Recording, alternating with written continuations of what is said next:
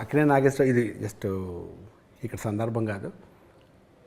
నా మ్యారేజ్ అవుతున్నప్పుడు అక్కినే నాగేశ్వర గారు పిలిచాను, నా పెళ్ళికి రావాలండి అంటే తప్పకుండా వస్తాను కాటిచ్చెళ్ళు అన్నారు. అంటే ఆయన పెద్ద అక్కినే నాగేశ్వర గారు లెజెండ్ని కలవడమే అసలు చాలా భయంగా ఉండేది. అసలు ఆయన అన్నపూర్ణ స్టూడియోస్ నడుస్తుంటే ఆయన దూరంగా అలా చూసాను, నాగార్జున గారు రాగానే దాక్కుని పోతున్నాం, భయం అంటే బిగినింగ్ స్టేజ్లో. అవును కదా. అక్కినే నాగేశ్వర గారు నా మ్యారేజ్ అండి అని చెప్తే తప్పకుండా వస్తాను, డేట్ చెప్పు రఘు, డేట్ తీసుకున్నారు ఆయన. అయిపోయింది.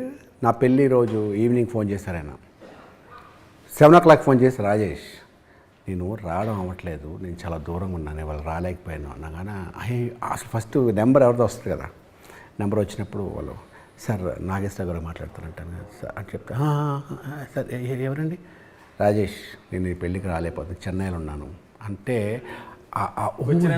వచ్చే ఎఫెక్ట్ కదా. అంటే అసలు మాట వరుసకి 2 సార్లు అంటాను తప్ప ఆయన రాలేకపోతే ఎందుకు రాలేదు కదా. ఆయన ఫోన్ చేయడం